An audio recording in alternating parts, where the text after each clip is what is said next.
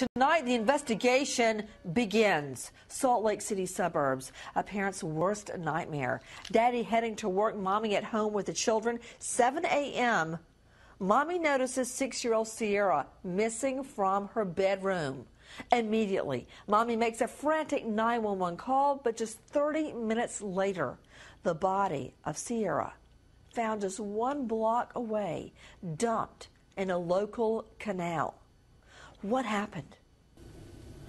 Joining me right now is a special guest. It is Bishop Vaughn Shawstead. He is the Newbold family's bishop.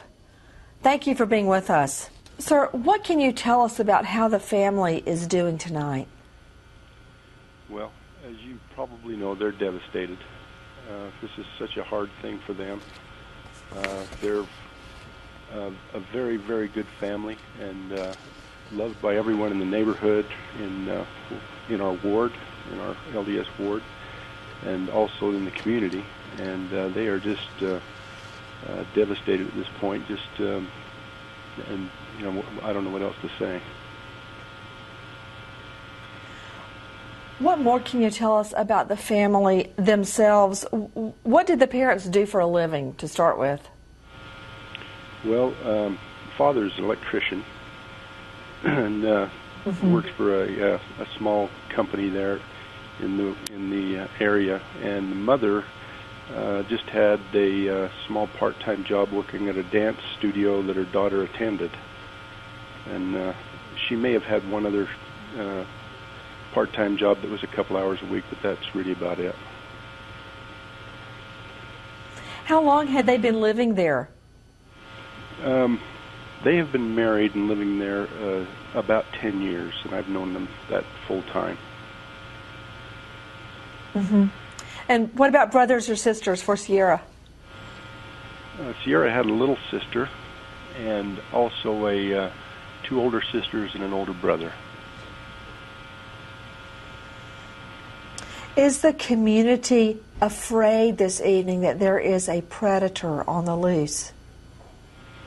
Well, they're very concerned, that's for sure. We've just, everybody's been told and asked to be watchful of the surroundings around them and be aware and watch out for each other the best they can. I know the local police department is doing a wonderful job and monitoring the area and that kind of thing, but we're trying not to cause a huge panic here, but at the same time, we want to be careful and be aware of our surroundings and report any suspicious activity in our neighborhood.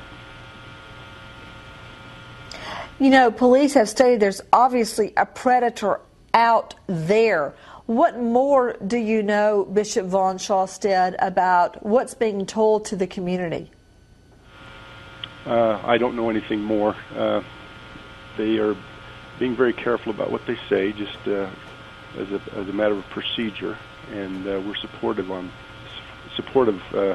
that. But there's not a whole lot else being said. They're working.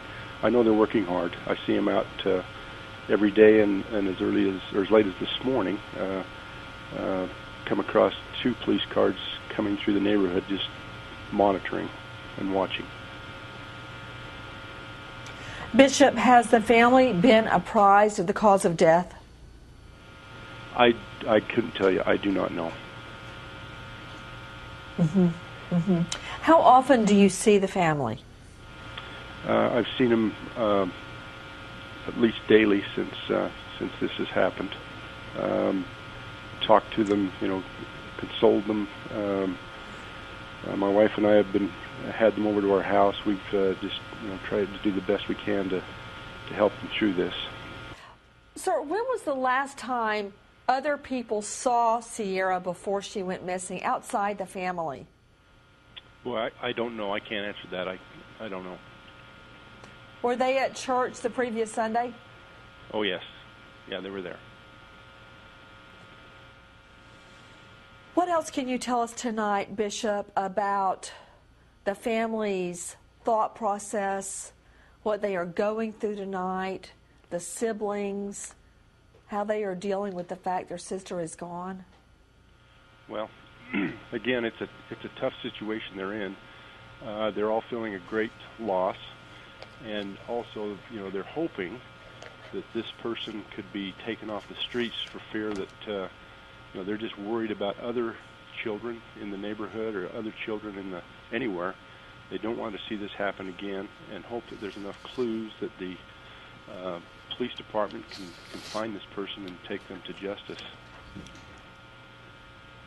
And Bishop, what was Sierra's personality like as compared to her other siblings?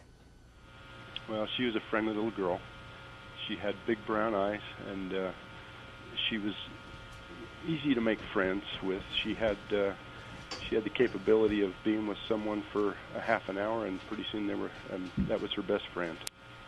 So she was a good girl.